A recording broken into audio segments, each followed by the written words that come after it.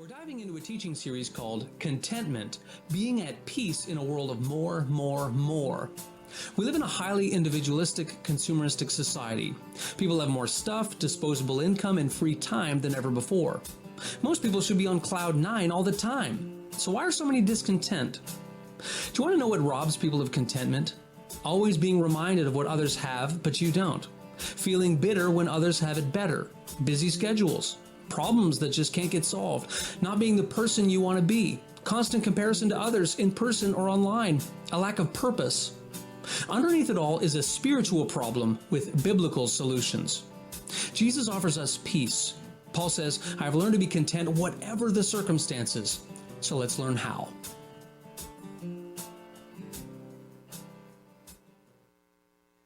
Okay, so peace be with you. So welcome to part 2 in this series called Contentment, being at peace in a world of more. And as we went through that opening little sequence, if some of those things resonated with you, some of those robbers that thieve you of contentment or peace with Christ, then the series is designed specifically for you. But as we get into week number 2, I want to do a quick recap of number 1. So robber number 1 last week was an invisible robber who comes along and tries to steal your contentment by reminding you about what other people have but what you don't have. And so this is particularly prevalent in today's world because we live in this consumeristic society, right, where there is so much emphasis on material things, and people kind of sell you the lie, and marketers and certainly in advertisements sell you the lie that material things are more important than spiritual things. That material things are more important than spiritual things. Now, don't get me wrong, some material things are good. I want people to have clothes on their back, food in their fridge, shelter, those sorts of things. But the lie that we are increasingly sold is that it's all these extras, all this other stuff that happens that's really what makes you happy, right? There's this guy named Jonathan Haidt, and he wrote a book called The Happiness Hypothesis. And in it, he debunks a whole bunch of things, and he says there's actually a very weak correlation between material wealth and contentment. It's a very weak correlation, and in fact, in countries that are more wealthy in general, it's actually a higher case of depression in those countries. So there's really this weak correlation between wealth and contentment that people seem to think. And so what we did last week is we looked at the antidote, which was this. This is kind of our thesis statement. When you focus on what you do have, you're less likely to be downcast by what you don't. And so we do have material things, but we're really focusing on the spiritual things. We looked at Ephesians 3 and all the spiritual blessings that Christ gives us. The Bible calls these riches, right? So we looked at that, and because of our faith in Jesus, we have, God living within us, eternity, heaven, forgiveness, redemption, hope, strength, power, love, all these incredible things, none of which can be taken away from us. So in that sense, in Christ, you are a spiritual billionaire. A spiritual billionaire, right? All that other stuff is going to rust and fade. And so that was what we focused on last week. This week, here's robber number 2. Robber number 2 robs your contentment by convincing you to put too much stock in A, comparing yourself to others, in person or online, so that's a comparison, and B, the judgment, criticisms, or negative opinions of others. Friends, these things can really rob us of our contentment.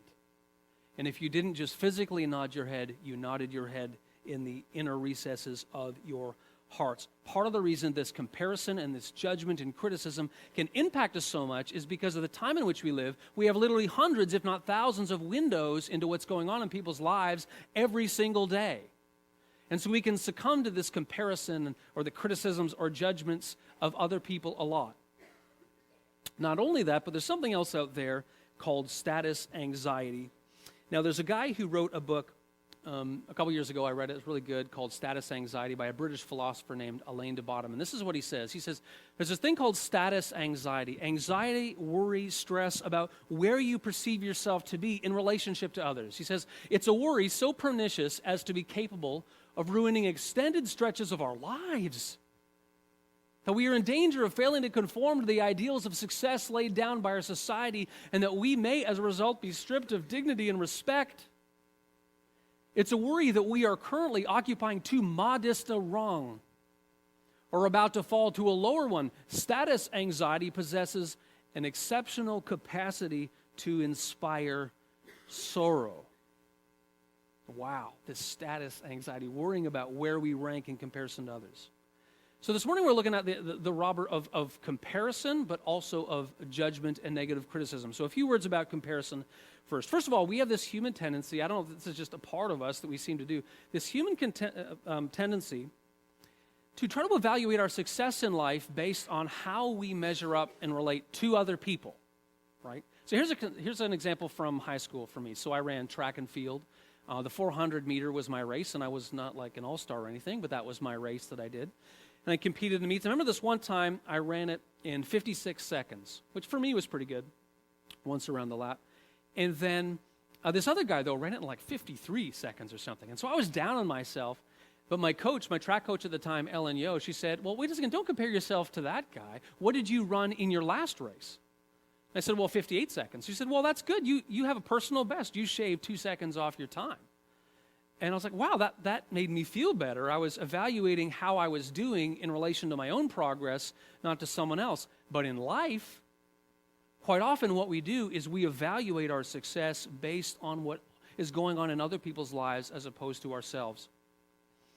Here's another thing about how comparison is sneaking up and being even trickier to deal with in our society. It's because companies and stores and organizations are using envy actually in a positive way, okay? So envy for hundreds of years has been considered one of the 7 deadly sins, right? But now it's being marketed as a positive thing. For example, I was in Old Navy a couple of weeks ago and buying pants, maybe these pants, I don't know. Anyway, and I wish I'd taken a picture of it, but there was an ad on the wall showing envy in a positive light. And I don't remember the exact words, but it had used the word envy. It was basically saying, you should buy these, pants, clothes, whatever. You should buy this because it will make your friends feel envious. And I was like, how weird is that I want to buy something to make myself feel good because I'm making my friends feel bad? Isn't that weird? You should buy this because you're going to make them feel bad. Online, it's even worse. Authors of a study about Facebook use find that for many people, it is an increasingly stressful environment. In an article about the study on Forbes.com, it says these feelings of jealousy or envy have to do with comparisons that we implicitly make between ourselves and our friends, or in many cases, our distant online acquaintances.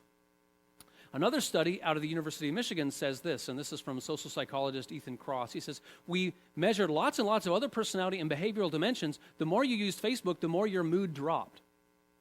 So regardless of your background, even regardless, if you were a heavy user and used it even more, even if you're a light user and used it a little bit more, your mood dropped.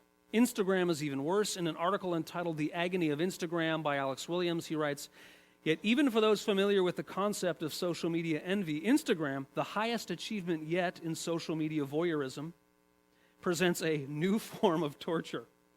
So quite often on Instagram, perfectly filtered everything, right? And you see other people's great moments compared to your everyday junky moments, and it's perfectly filtered and everything else. You're going along, you're having a great Thanksgiving. It's great. You're going to go for a walk in the leaves, have some apple cider. Then you go online and you see someone's got this perfectly set table and all their relatives around. Everyone seems to be getting along in the picture, right? And look at this Martha Stewart type experience, and the comparison wheels start.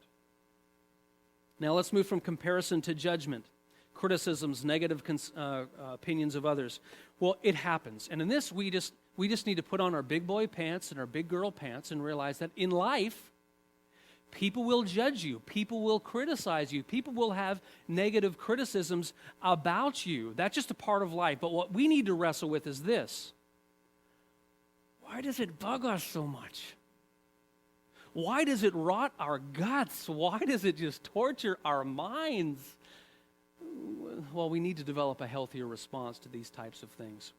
So what I'd like to do is offer an antidote, a kind of a pepper spray against this robber who tries to steal our contentment in these ways. And it's this statement. It's that your first job is to be faithful to God.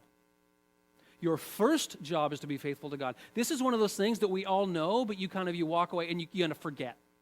Right? We know this is true, but then we kind of forget about it, and then all this other stuff keeps bugging us, right? So your first job is not to compare to others. Your first job is not to be better on the social stratosphere, the rung, the ladder.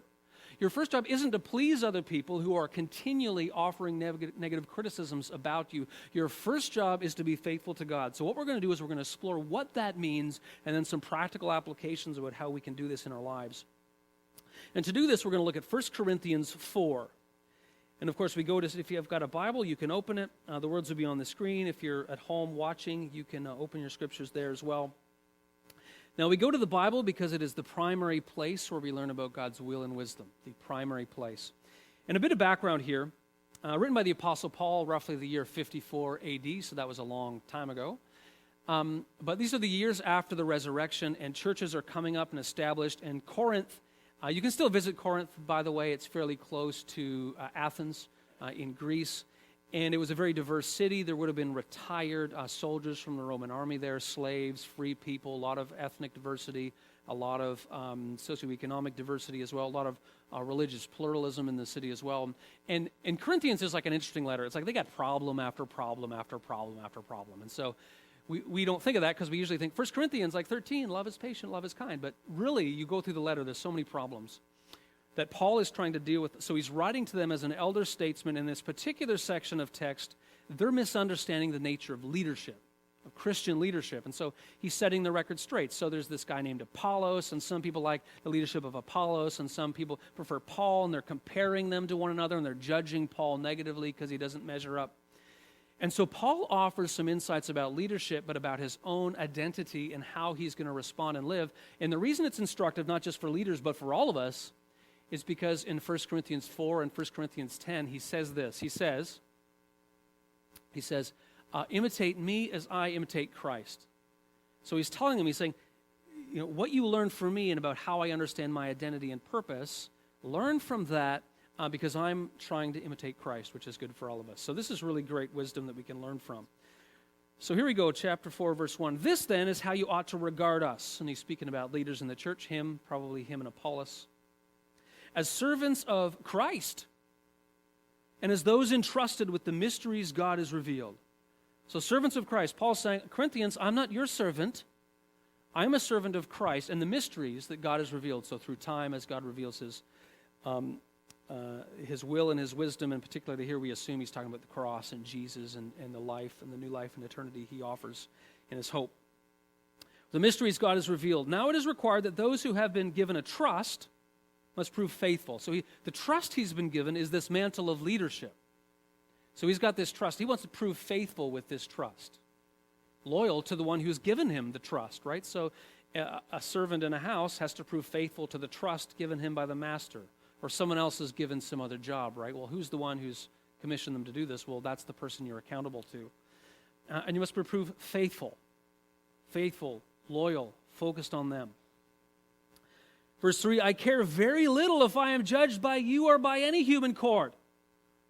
And if there's a bit of sass and attitude in those words, I think that's probably how they would have received it. I care very little. He's not a people pleaser. I care very little if I am judged by you or by any human court. Indeed, I do not even judge myself. That's a powerful word.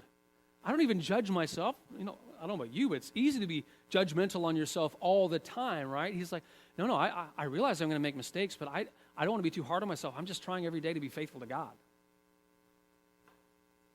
Verse 4, my conscience is clear, but that does not make me innocent. That's right, he knows he's a sinner, but his conscience is clear because simply he knows that his sincerity of his motive day to day is to be faithful to God, not to succumb to all these judgments and comparisons to other people. It is the Lord who judges me. I love that. It is the Lord who judges me. Just speaks it very clearly. Imagine all of us approaching God on Judgment Day as we stand before the judgment seat, the throne of God. What do you think he's going to ask us? What kind of questions is he going to say? Is he going to say, hey, how high were you on the social ladder? How better did you look than all those other people in your class, in your family, at your workplace? Hey, did you do a really great job at pleasing all those people who were always critical of you? Hey, how'd that go? No, the question is going to be more something like, were you faithful to me? Were you faithful to me? So he acknowledges that the Lord alone is his judge, verse 5. Therefore, judge nothing before the appointed time. The implication is, okay, don't spend your time judging me. Judge nothing before the appointed time. Wait until the Lord comes. The assumption is when Jesus returns. He will bring to light what is hidden in darkness and will expose the motives of the heart. Meaning he's going to expose your motives, Corinthians, but he's also going to expose mine. And then he goes on to say a beautiful, beautiful line. At that time, each will receive their praise from God. So the praise that they're going to receive is from God. It's not from the Corinthians. It's not from anyone else. So it's like his sense of praise and affirmation is only going to come from God, and that is a very, very important part of Paul's approach to leadership and ministry. So Paul realizes in this text that he's going to, if he thinks his first job is to be compared to others, Apollos or whoever else, and to succumb to the negative judgments and criticism of others, he's going to get robbed of his contentment and peace in life. And the same thing is true for us. If we think that our first job is to measure up and to compare to other people, if we think our first job is to just to succumb to the negative criticisms and to please all these people around us, we are going to be robbed of contentment and peace in Christ. That is why your first job is to be faithful to God. Now, there's other examples. I want to highlight a few other quick examples. One is the one that I used in the kids' time. This is Paul himself again, Galatians. He's pushing against his detractors. He says, am I now trying to win the approval of human beings or of God? Or am I trying to please people? If I was still trying to please people, I would not be a servant of Christ. It's not a people pleaser. Another example that I personally love is from the book of Isaiah. This is chapter 50, beginning at verse 7. Now, here, the church has historically understood this to be one of the suffering servant psalms. So it's a prophecy about the suffering Jesus, suffering for our sin, and being totally loyal to God. There's 4 suffering servant songs through the book of Isaiah. But listen to this. Because the sovereign Lord helps me, I will not be disgraced. Therefore have I set my face like flint, and I know I will not be put to shame. He who vindicates me is near. Who will then bring charges against me? Let us face each other. Who is my accuser? Let him comfort me. It is the sovereign Lord who helps me. Who will condemn me? They will all wear out like a garment. The moths will eat them up. And so this is an example of someone who's just so specifically focused on how their first job is to be faithful to God, that they are not concerned by the detractors. So to help us put this into practice, I'd like to have a couple applications. And here's the first. It is to start to withdraw from the game of constant comparisons and criticisms. And this can be hard, right? Because it's like a hamster wheel. What do we read? Paul says, I care very little if I am judged by you or by any human court. I do not even judge myself. It is the Lord who judges me. And so, this may involve limiting your exposure to environments that thrive on comparison and developing a healthier attitude toward criticisms. Okay, so I've got 2 specific scenarios in mind, so I'd just like to mention. One is friendship circles. And don't get me wrong, we need to be gracious and loving and understanding with people, and we need to be the salt and light of Jesus. So I'm not saying be a jerk or anything like that, but you need to think of your friendship circles. Are there toxic environments that you find yourself in where your status is always constantly compared to other people by the false standards of the world, or where you're always judged negatively and people are so critical and there's no grace? Maybe you need to think about whether or not that's a friend environment that you need to be a part of. Bad company corrupts good character. Remember that line from the Bible? Here's the other scenario that I'm thinking about. It's online. Because what happens online is just, as those studies showed, for many people, it is just an increasingly stressful environment of comparison, criticism, judgment, everything. Instagram and Facebook work a bit differently. There's more kind of criticism on Facebook. Instagram is more photo-driven. But I know 3, maybe 4 people this year alone who have specifically either left Facebook or social media or Twitter or whatever, or have specifically limited their time because they realize it is making them unwell. Unwell. Number 2, don't feed the envy beast. So this is just a piece of advice. I think if we are to consider Jesus' words to do unto others as, we would want others to do unto us, and if all of a sudden we see that envy happening, we can be falsely convinced that maybe that's what we should do too. We should present as perfect. We should never admit any challenges that we have in our online relationships or even our conversations in person with people, right? And we can almost think that maybe our job, our status is actually based on how we measure up to other people, and we feed the problem that we're struggling with ourselves. And we forget that on the other side of our conversations with people and the other side of our online interactions with people are others, people we know, friends and family, who are struggling with the same thing. Are we making it worse? Number 3 is be more concerned with faithfulness to God than with measuring up to others. And I think this is important again in our society, right, that values material things, which downplays the importance of spiritual things, right? Because when you focus on specific spiritual practices, these are the traditional spiritual disciplines that help you focus on God, what happens is you're more likely to get your sense of affirmation and praise from God than all this other junk that you're involved with, right? So I'm going to talk about this more on week 4 of the series, so in 2 weeks from now, but specific practices that drive spirit-based contentment. We're thinking about the things like we always talk about: consistent prayer, consistent worship, consistent Bible reading, consistent volunteering or serving opportunities to be useful and to bless and help other people. The more consistent you are in those things, the more likely it is that you're going to be grounded in the God to whom you are to be faithful, and less distracted by the noise, the fuzz, the comparison, the judgment. And number 4 has to do with number 1. Now, this is weird. It's kind of trite, actually. But I was praying this week about this series and going through this. And this came into my mind, so I thought, hey, maybe it's from God. But when you go like this, when you're feeling frustrated, just make the number 1 sign, right? Number 1 sign, when you're frustrated, you're feeling judged or compared or negative criticism, whatever. You go like this, you think, wait a second, this is a reminder, a physical reminder you can do. Wait a second, my number 1 job is to be faithful to, where am I pointing? My number 1 job is to be faithful to God. So robber number 2, my friends, robs you of peace when you mistakenly think your first job is all those other things, but it's not.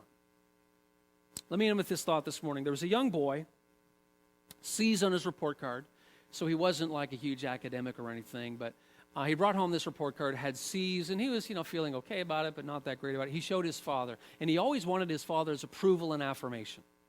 And his father looks at the report card and says, son, I bet if you try a little bit harder, you can get all B's. And he really wanted his father's affirmation and praise, and so he spent extra time reading. He really put in the work. Next term, it was unbelievable jump. All of a sudden he brings home this report card. It has all B's. And he brings it to his father, and he's just so excited about what his father is going to think. He did it. He arrived, and his father looks at it and he says, son, I bet if you tried a little bit harder, you could get all A's. Okay, he really wanted his father's affirmation and praise, and so he tries harder, and the next year, it took him a while, but the next year he brings home a report card. He had made personal sacrifices. He had studied. He had learned. He had spent extra time in class, asked the teacher for some bonus stuff to work on. And he brought on this report card. It was all A's. Can you believe it? All A's. And he showed it to his dad, and his dad looked at it and said, son, I bet you had an easy teacher.